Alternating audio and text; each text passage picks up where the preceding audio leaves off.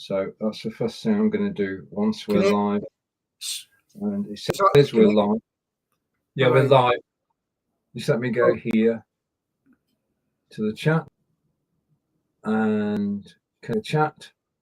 So that's done. And now, Peter, we can appear on screen in 3, 2, 1.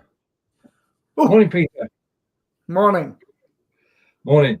We've no John yet, so it's just Peter and myself. And welcome to Blabbing for Britain, episode 446, the UK News Review and our stories of the week.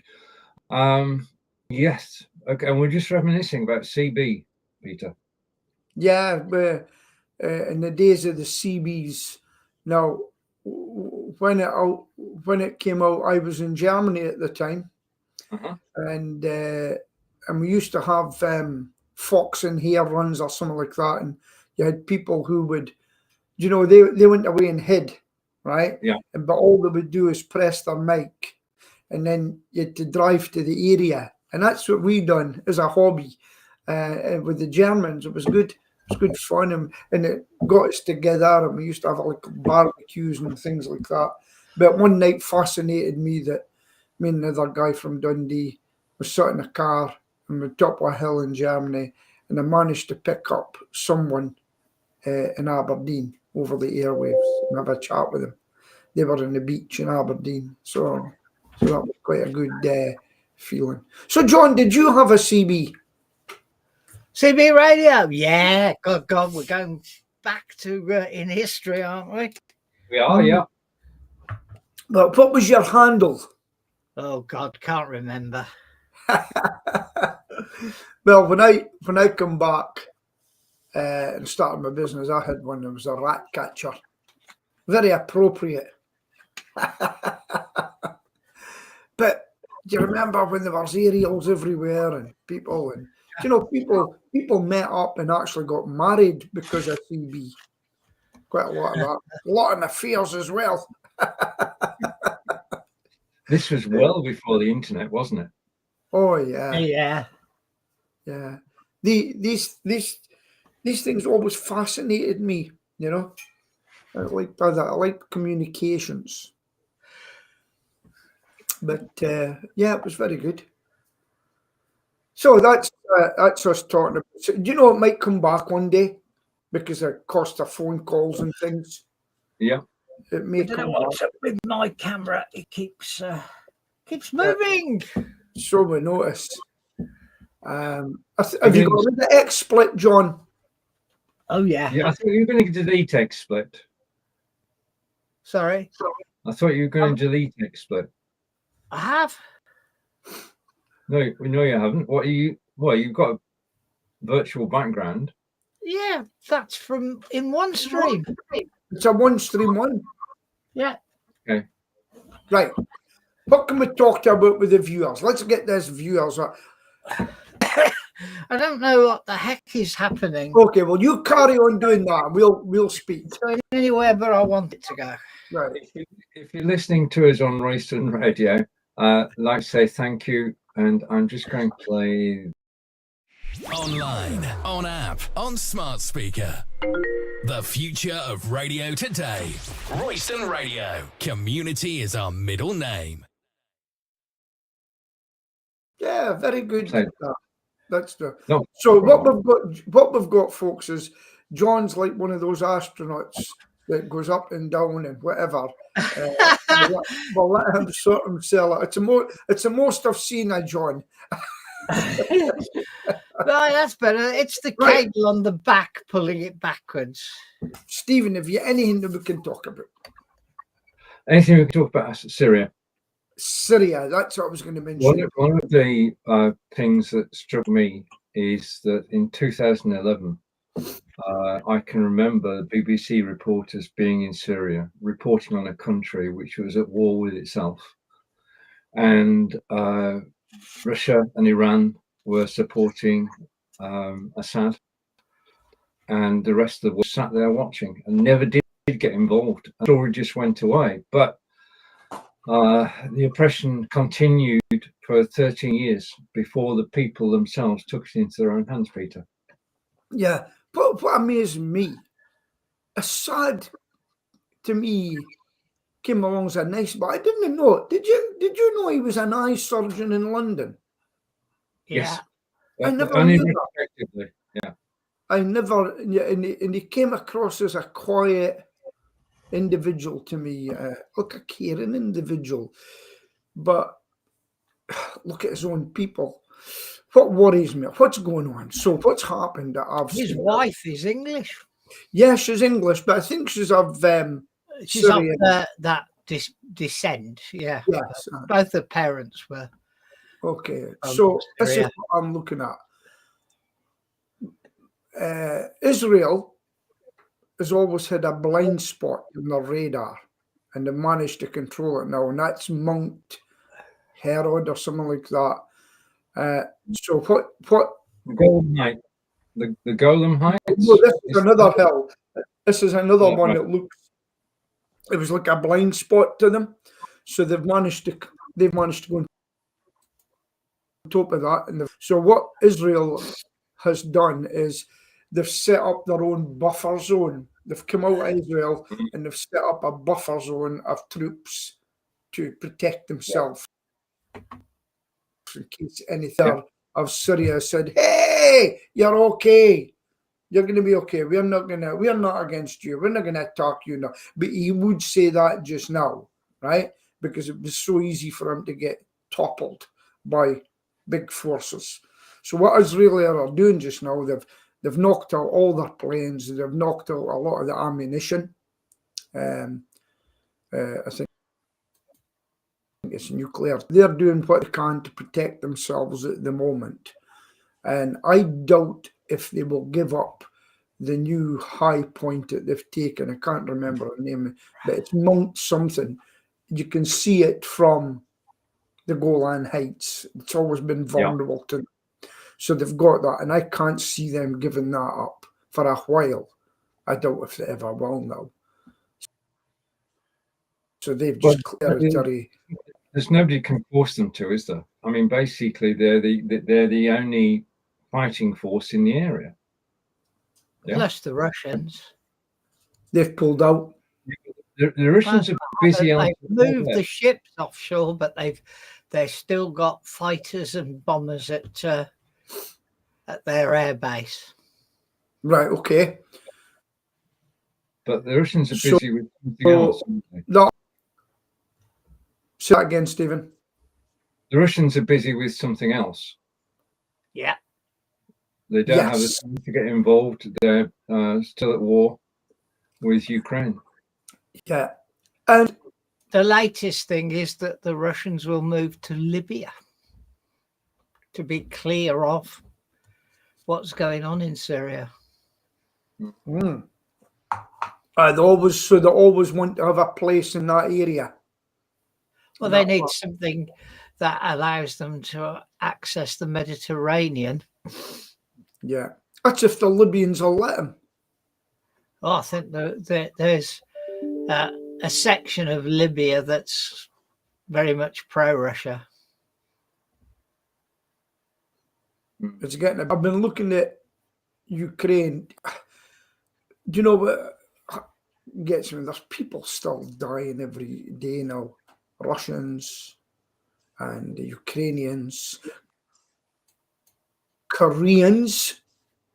It's got to come to an end shortly. It's got to stop, and somebody's got to be the loser. Somebody's got to be the wins, because there's never going to be a defeat as such military. There's going to have to be either a land grab or a concession. And I don't know the answer to it, but no, well, I think that's John's phone. John's busy with his phone. I'm turning the sound off. Yeah. I mean, in terms of it's got to be a truce. Yeah. I just got to. And when President Trump comes in, that's going to be the trigger which actually starts things moving towards peace. I mean, Zelensky has accepted that he can't win the war, I think Putin knows he can't win the war. It's costing both countries too much in terms of lives and in terms of money to actually continue. And so logic says that you come to a resolution. Yeah, one of the things I've been watching, I went into to medicals in both sides. Both are medical troops, you know, with their surgeries on the battlefield just behind the lines, and then the people have got the side job of going in after and picking up the fallen, and that's not a nice task. And they're actually passing on each other's. I'm trying to think a nice word for fallen to each other. We'll give you 10 bodies if you give us 10 bodies, sort of thing. Some of them, there's nothing left of them, and it's too graphic to speak on here. But you know, after being a soldier, I just don't want it anymore. You know, these young people who, now back in my day, we were taught that was our enemy. Go and kill them if they try and kill you, and then you find out they're just young people the same as you. They've been hot-headed and whatever, you know. And when you're older, you look back on it, you know. I mean, if they said to me, Peter, we need you, you're 65 in January, but we still need you as a shooter, or I said, I'll easy do it as long as the Prime Minister's next to me in the trench. Okay. Well, I hope neither of you have to do that. I mean, peace is breaking out in Europe. Our government seems to be talking to countries in the EU and trying to work out how we can both benefit from closer cooperation. And there's a poll out today which said they did a poll of 9,000 people across Europe, including the UK. And in the UK, they went for people who voted Brexit. Yep. Yeah. And 52% of the people who voted Brexit want to do what? Well, they want to have closer cooperation with Europe, and they want freedom of movement, and they want to get back into trade agreements with Europe. Hey, I'm one of those that voted for Brexit. I'm quite happy to do deals with them. Quite happy, as long as we're our own country and we've got our own laws and we're about to do things our way. Yeah. And I'm quite happy to do reciprocal agreements. If I go over there in a mill, look after me. If you come to my country, we'll look after you. Yep, yeah, that's important. I mean, there are so many expats in Europe who are losing out. And let's just talk from the student point of view. Student exchange has been decimated, hasn't it? I mean, it just doesn't exist anymore. And the first thought was they would bring that back. So perhaps something will happen so our students can go over to Europe and study for 3 years. I'll tell you what's ironic, though. I know that many people who live in Spain actually voted for Brexit. And it's come back. It's actually bitten them, you know. But how many of them can actually speak Spanish fluently? I've got to say, I don't think many. I think what you've got is that Brits have actually got together in a community. I mean, much in the way in the 50s and 60s, people from the West Indies and Pakistan and India came over to the UK, and they founded their own communities within the town. I remember, I mean, I'm from a mill town, which is Nelson in Lancashire, weaving sheds and everything like that. Based along the Leeds-Liverpool Canal for transporting goods. And in the 60s, there was an influx.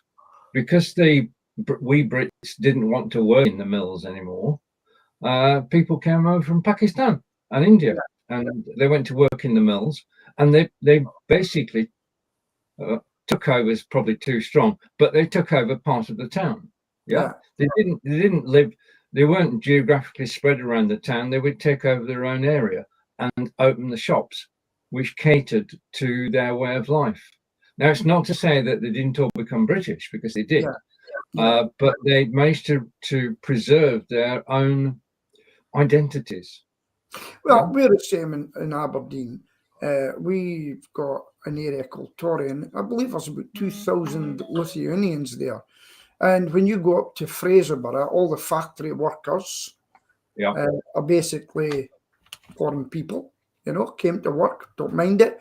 Horrible job at working, the fish, which we used to do here in Aberdeen. But more, the problem is society now, the younger people, they wouldn't even think of working in the fish now. They want to have IT jobs and stuff where they can have a coffee before they start their work at 11 o'clock in the morning. And hey, I was out at 7:30 this morning travelling in the traffic. And I didn't realise how the traffic was, because I don't usually go out at that time. It was dark, it was dingy, and I was amongst this traffic. Oh, I felt as though I was getting a virus amongst it. But it just shows you that my lifestyle, although not a rich man, I can tell you, but my lifestyle lets me live that way, that I don't have to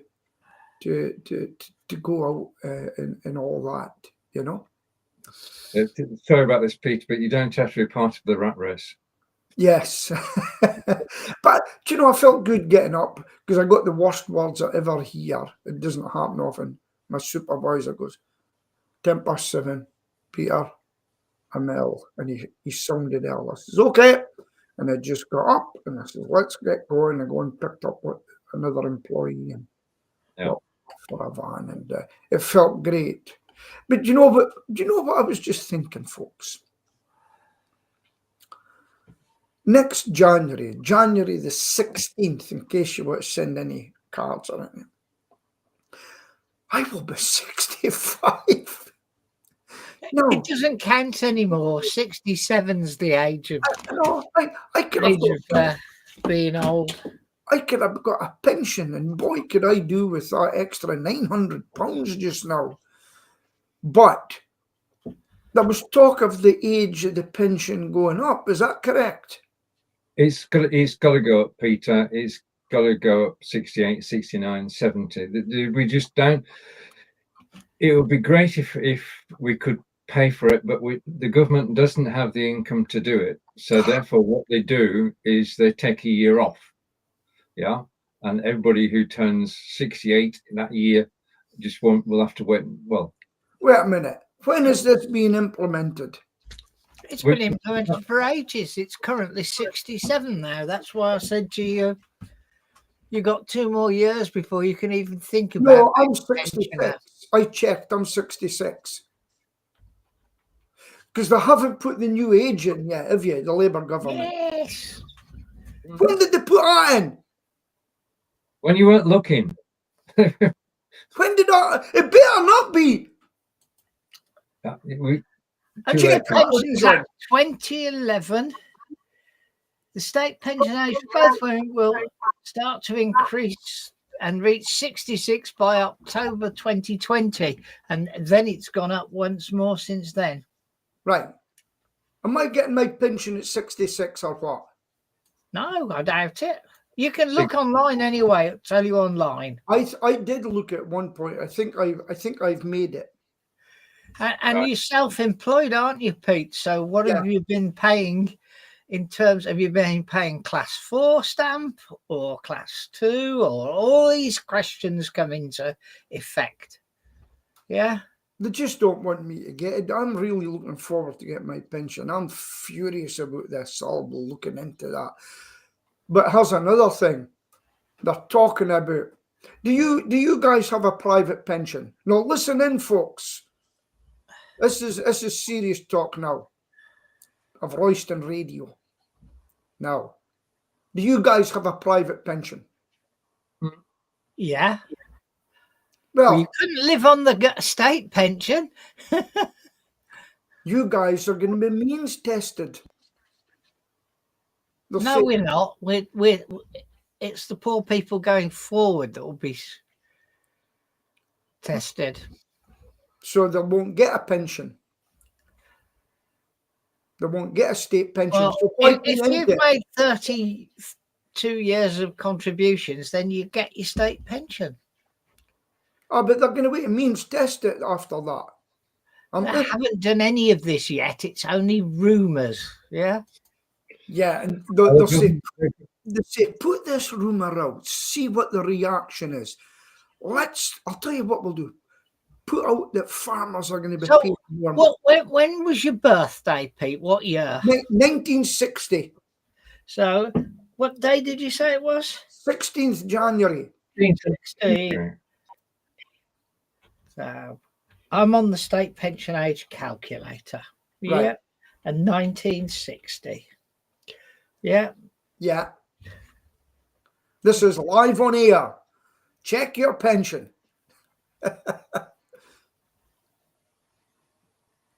You don't get a state pension age until the 16th of January 2026, but it is 66 years.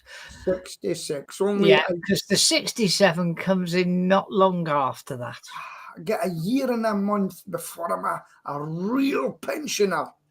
I've bought a flat. Yeah, and then don't expect the full 900 and something pounds a month. Why? Yeah. Your real pension. I was going to say because you've been self-employed, so you do not, unless you've been paying extra stamps over and above the default, then you're there. So I've got 26 years of self-employed class, whatever it is, and you only when you go over a certain point do you get forced to pay them all there. And so instead of the current £1,057 a month, I only get £757 a month. Stephen. Thank you, Peter. You're a pensioner when you've got your bus pass. Simple as. As soon as you've got your bus pass, you're a pensioner. No, I've got one. It's called the Senior Citizens Card. Right. Yeah, the rules are different where he lives. You get one at 60 where he lives. I got it at 60-year-old. Yeah. That was one of Nicola Sturgeon's things to give us a tasty sweetie. And there's even talk of that might be going. So basically, John, I've been self-employed all my life, practically. And I've been playing class four. That's why you need a personal pension. Don't have one. Don't have one. You have a business that you could sell, though, so that's your pension. Not at the moment. How can you live on £1,000 for the year? That's my pensioner's card. Okay, yeah, I've got. Although it's the bus pass, it's acceptable for lots of other identity purposes. Yeah. Okay, so there you folks. If you've got any young folk listening, put in a pension now. Don't be like me. You don't have any choice now, though. You have to certainly in England, you have to have a pension. Yeah, well, we've got on you, but it won't pay you a huge amount when you get older. No, I've got to give my employees an automatic one, but they've all cancelled it. They've all cancelled them, which is saved me paying extra. Right. So what's your predictions for Syria then? Let's go back to Syria. What's your predictions, Stephen? I think the interim government will try and do a decent job. It depends. There's so many. You've got a mute button, John. But a mute button on me. The mute. We do it. You start totally before the mute button can be operated. I totally empathise, but right. I think, Peter, that there's so many different factions involved, and some of them don't hold life dear. Simple as that. They've got aims. I mean, it's going to be interesting, I suppose, is the only word you can use. Yeah. Well, what I saw on the likes of TikTok and Reels, Palestinians that were celebrating all the Syrians, beg your pardon, Glasgow, London, everything. Guy says, what's happened then? He said, we've got a country back. Oh, economic. The economic.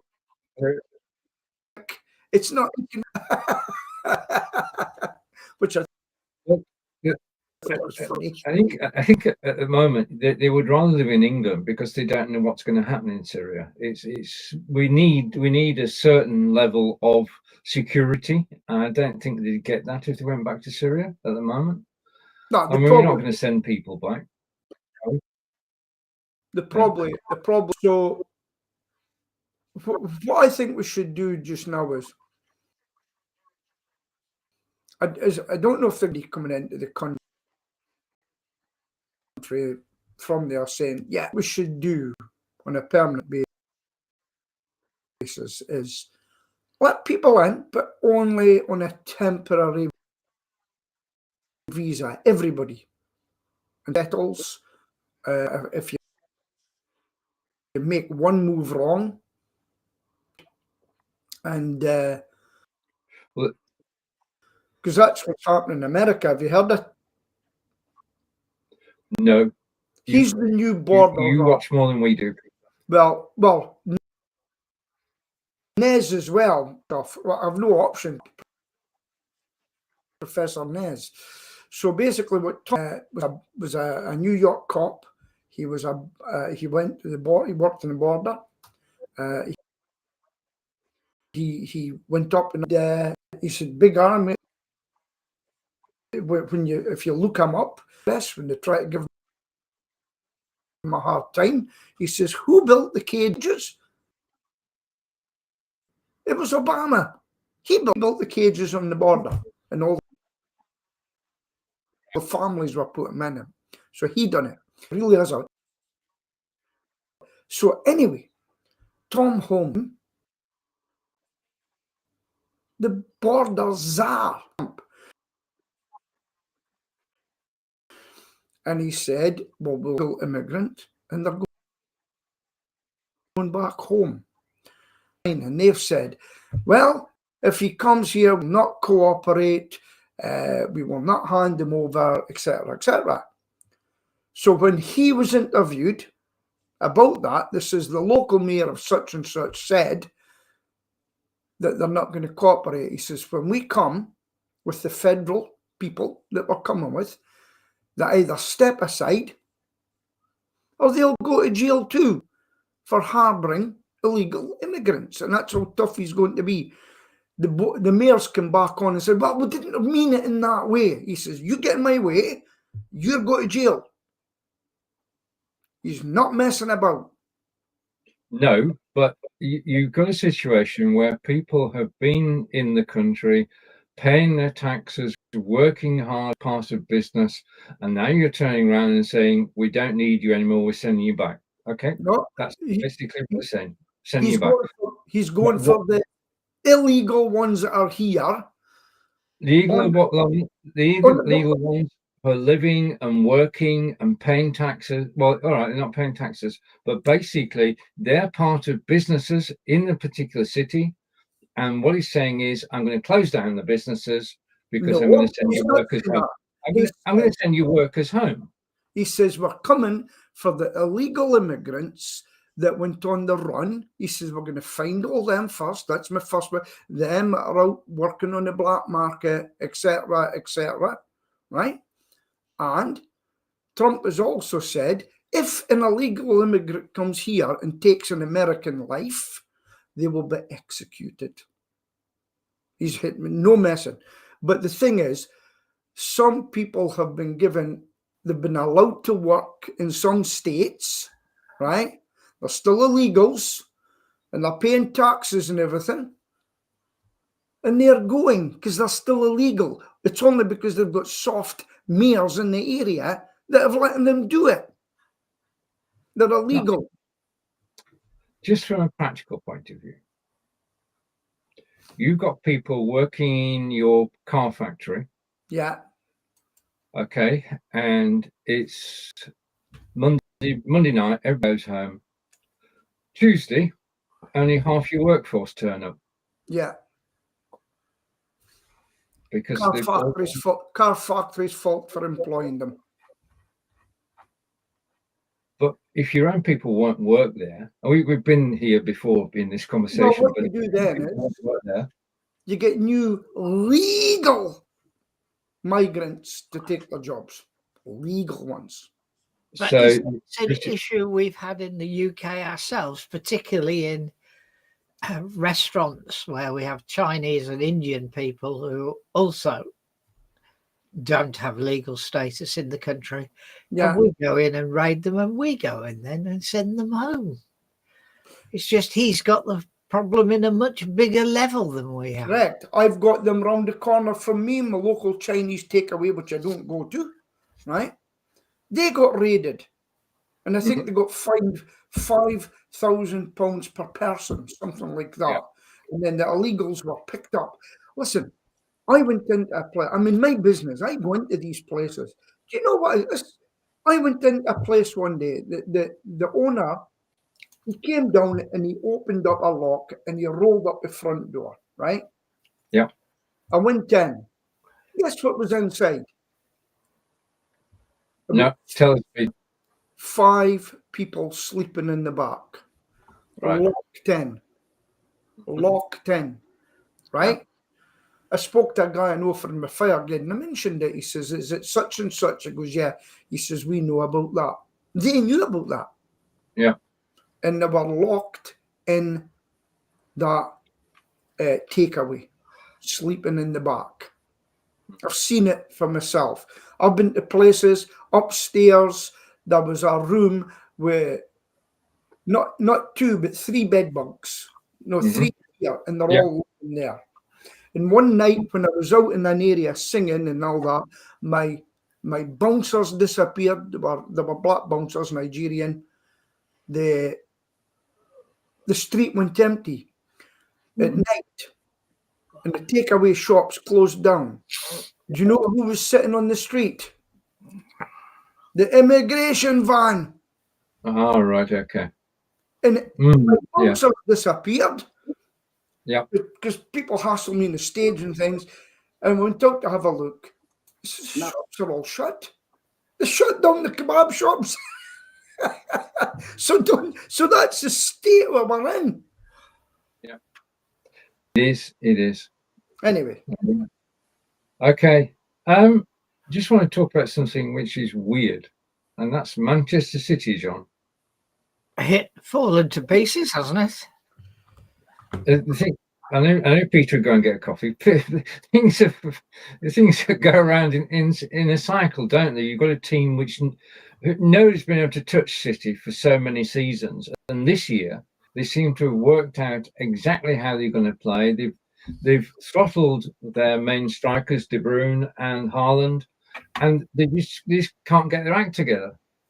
And he's just signed a new contract, and I'm downhill since he signed his new contract. I mean, they've beaten 2-0 in Europe, and I've just watched. One of the things I want to talk about in a minute. One is YouTube. But they were beaten 2-0, and I just watched the goals. And the goalkeeper was culpable in the first one, and was nowhere in the second. He's got real problems. Yeah, they're not playing at the level they've done. Yeah, when City ruled the world, that's not true anymore, is it? No, and I think also Chelsea have been totally revitalised by their new manager, which also has an effect on the top section of the tables. Right. Just to note that it is the 12th of December, is it? Yeah, I think so. Yeah, my clock's saying it's 12th. And Burnley are 3rd in the Championship. Burnley, town of 70,000 people, are 3rd in the Championship. Yeah. Just saying. Yeah. I think they've got to keep an eye on Blackburn, though. I think Blackburn could be serious local competition. No. That's the big rivalry, even back in the 60s and 70s. But they were very smart, snapping up Eustace after Birmingham City dumped him. There are certain rivalries within football, and there is no love lost between Burnley and Blackburn. The two towns are only 10 miles apart. But ever since Blackburn won the Premiership under Kenny Dalglish, so I brought Scotland into it, Peter. Under Kenny Dalglish, the animosity has been there. A bit of jealousy at first. And of course, Burnley went up to the Premiership, so now it's shoes on the other foot. I just want to mention Bayern Munich. The Burnley manager decided in the summer that he would quit because we've gone down from the Premiership to the Championship. He was offered a job with Bayern Munich, and he went to Bayern Munich, and everybody said, "This is an experiment by Bayern Munich. Why would they bring a manager in whose club just dropped down to the Championship, who hasn't proved himself at all?" And what has he gone and done? Bayern Munich are top of the Bundesliga. They have won more games than anybody else, and they're just playing out their skins, really. So there's a chap called Harry Kane as well, because he plays for Bayern Munich. So hats off to the ex-Burnley manager. Peter's gone for a selfie now. So he's not even English, though, is he? The ex-Burnley Scottish, ex-Burnley manager. The ex-Burnley manager is he's Dutch. Yeah, he's Dutch. So I'm not mentioning him. I don't want to, because he's doing so well at Bayern Music. Just let him carry on. Right, I've basically, Peter, I've taken over or adopted one of your habits of watching YouTube. I've been watching more YouTube this past couple of weeks because basically, as soon as a match has finished, I can watch the replay on YouTube. Yeah. Yeah. England Sorry. No. Do you know what there also is in YouTube, right? There's AI games, right? And if there's a live match, right? I just had to come across it. If there's a live match, it's AI and it's milliseconds. Whatever happens at the football match, yeah, it's on screen. It's amazing how they've done it, you know. And for anybody who can't afford Sky or all these people that do that, people are taking the commentary live and putting it on YouTube as AI, so it's not the real match that they're filming. I thought it was fascinating, you know, and it's nearly real. Oh, by the way, I've got another change of habit. Go. Coffee machine. I've got two. Sheila was getting fed up with the capsules, and I was trying to save money, so I went on to ground coffee with a filter machine. Right. Much cheaper. I've stopped buying bottles of diet Coca-Cola and things like that. And what I've done now is by diluting juice 1 part to 9, so I can make a litre, and that's sort of much savings. So I can get lots of litres of water with juice in it. You've got to cut back when you have to. VK is Belgian, by the way. Belgian. I knew he was foreign. Right. My apologies. Yeah, I didn't mention his name to stick him with your policy. Well, today, I hope you'll think at 3 o'clock today, I'm going in to see a consultant about my eyes. Right. Remember when you were told, Stephen, how devastated you were? Oh, yeah. Yeah. I'll never forget that.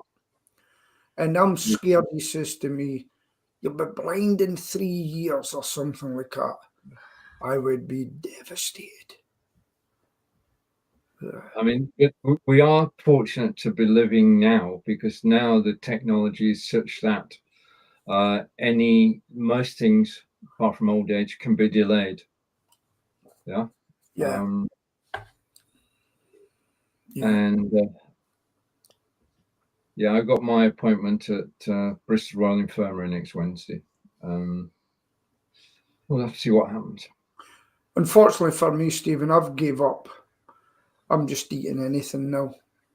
And right, okay. And I'm drinking. I know my sugar's high, but I've just gave up.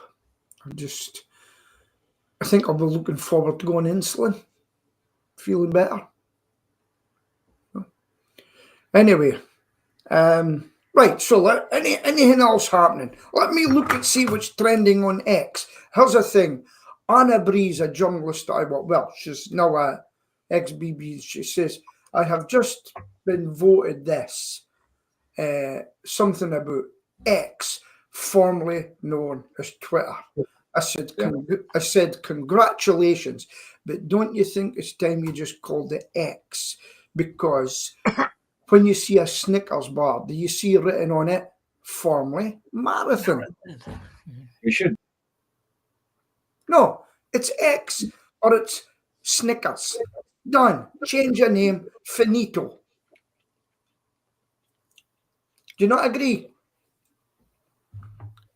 I haven't been on X for a long time. X is just a letter of the alphabet. Twitter is basically what we've been calling it since it started. So I've changed. Let me see what's trending. The pound. Right. I'll tell you the three things that is trending, right? Okay, yeah. British taxpayer is being used as a cash cow to pay the benefits for people who can't spend it. That's what's trending, the pound, right? That's one. Now we'll go to Clarkson. So he's trending at the moment. Tractors are now blocking ambulance St Thomas. I thought that was yesterday, was it? 17 hours ago, yeah. So the farmers are out doing their bit there to keep things down. And the last one is Shearer. Alan Shearer, have you heard of him? Football. He's not the most famous England footballer ever.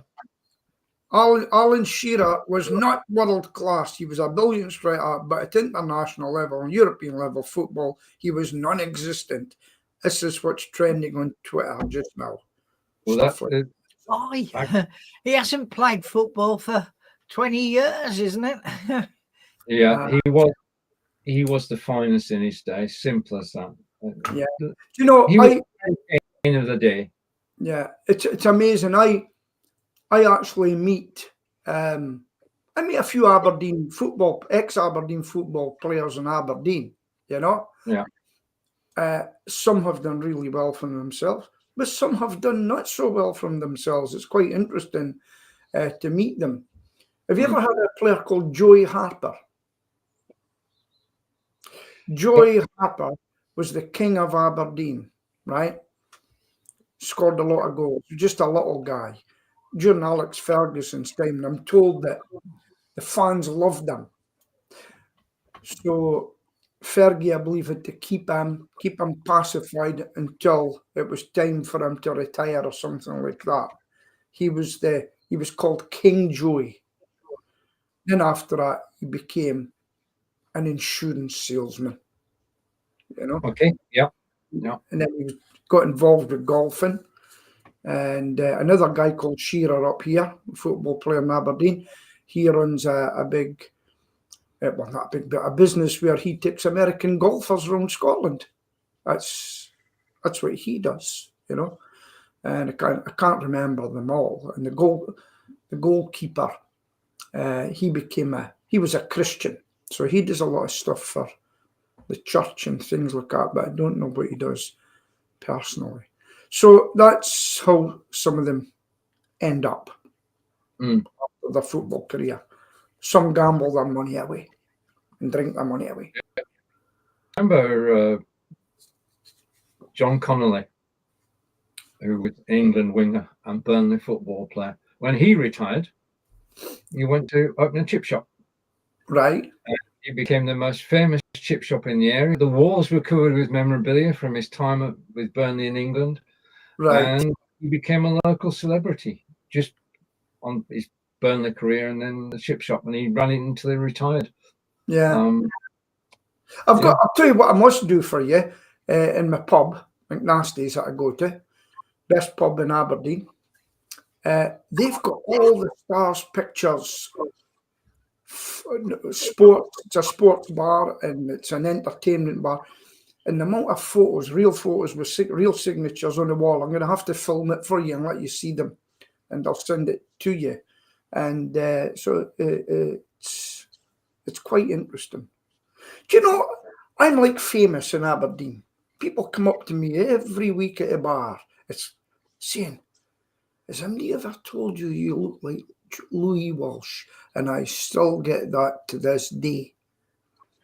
I don't take it the wrong way, but I don't think you look anything like Louis Walsh. Why would you want to look like an ignorant Irishman anyway? Well, I didn't. Well, it just happened, John, and I happened to be of Irish descent. I told you that. I'd done 46% Irish from Londonderry when it was all Ireland at the time. Because I said that to somebody the other day, and he says, "Don't you mean Derry?" No, that means if they say, "Don't you mean Derry?" that means they're a Catholic. And Londonderry is if you're a Protestant, and it's still that, but it's officially known Derry now. And so that's all you can tell. But that's where I'm from. 46. I'm quite proud of it. I always thought I had a bit Irish in me, but I get it every week. From one star to another. This time last year, Luke Littler, is that right, John? Luke Little? Yeah. Was an unknown darts player. He was seniors old. He was playing in the leagues throughout England, and then he decided to turn pro. And since then, he's dabbled crowds across Europe because darts is a big thing these days. And he has made this year £1 million from darts in his first year as a professional player. And he's had an awesome year. He's one of the 6 people nominated for Sports Personality of the Year, which is on the BBC later this month. So it just shows you've got talent. Just say, Stephen, you're not aware of it, but during that, when you started speaking, your film and everything went funny, your picture, just to let you know. I can't do anything about it. No, just in case. But miss, did you say he went to Ireland or something at the beginning? No. He's English. He plays around the world as a professional darts player. He's played across Europe, and he can do 9 darts. He can check out 3 bulls. He can check out on 170, 2 treble 20s in a bull. He is the ultimate darts player, and one day he'll become the world champion. Of course. And just watch him come on Facebook. Watch him come from nothing and just rise up the ranks over the year. It's a great story. He does not look his age. He looks much older than his age. Somebody probably says to him, "You keep on playing that darts, you'll amount to nothing." How many people have been told that in their life and been told and proved them wrong? Yeah. Go and get a profession, but his profession is now definitely darts. And he's a pleasant guy. Yeah, obviously there's a determination to win, but as soon as he gets off the hockey, then he is incredibly normal. Yeah, amazing. So it's talent and practicing. Yeah, it's like they practice for hours a day. Yeah, I've stopped. He won the Irish Open in 2021 at 15. Yeah. Peter, it's over to you. Going back to YouTube, DJ Media. He's got it down to a T with his YouTube. He puts on a premiere, right? To set most at the same time, things and everything. And he's in London just now doing a lot of filming. But funny thing is the security guards, and you get a job. He says, this is my job. One of them had a question and answer session live one night, the other night, and I was, and he says 45% tax, making a lot of money doing their YouTube. Yeah. And it's so funny, the guy said, he's making treble what they make, if not more, doing YouTube videos. Your man, hey, are you able to look up any old blood if I met that guy at some point? Could you still go there? The Blabbing years? No? No, the Blabbing years have gone. Okay. Because So remember, we didn't broadcast. I'm sure I met Sorry. him. I'm sure I came across. Oh yeah. Yeah, that's where we all got to know each other, the Blabbing years. Yeah. Yeah, which was before Facebook Live. I mean, Facebook Live has been around for 9 years now. Yeah. Incredible. And we're part of the Well, history. can't half talk. Nez. True. And he's got his shop, touch with you and say, right, you're really well known now. And when I see the shops getting open, it looks to be, so I think YouTube's got it's involved with them buying and things like that. YouTube has a tie-in with eBay. Right. I think. Right. Yeah. So if it's only, you get it onto eBay and then you can sell it on YouTube. Well, Shopify is the system most people use. I think. Yeah. I think that's got the tie-in because it's got the same mugs, but they're hoodies and hats and. Yeah. And, use the same manufacturer. Yeah. I mean, he's got the tips. So he's got the what? Sorry. He's got the tips. He's got advertising. He's got the shop. He's got subscribers. Yeah. And that money. I was looking. Stephen. I'm still. Yeah. I just look at people's net worth. Well, look at them and they'll tell you what they're making on YouTube, and it's absolute. And there was an old man in his 80s come on a couple of weeks ago, and he's got thousands of subscribers, I think, coming on 80-year-old and just speaking. We've been doing this for 9 years.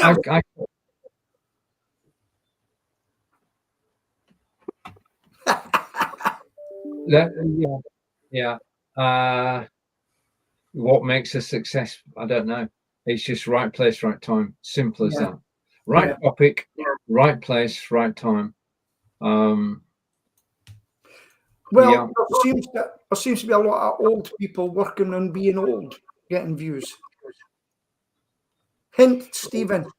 Yeah, I don't thank you. I don't think age is a barrier.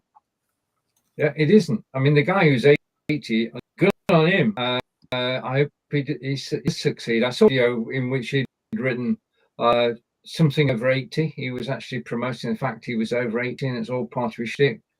Fair play to him. Yeah. The only thing I'd like to say is I'd like to make the same video in no time. That's all I want to do. That's all I want to do is make the same video in 9 years' time. Yeah, well, I hope you do. I mean, you've had a little health scare, and you're looking after yourself now, and the only thing that will stop me is if I've ever go out in nappies. Yeah. I mean, basically, being fit okay, and being healthy in mind as well. It's important, isn't it? Yeah, no matter how old you are. If I'd still been working for a firm, I'd still be working till 65. I'd still be going out at 7:30 in the morning to get on to my first job for 8. And so no matter what happens to me now, I've had my life the way it is.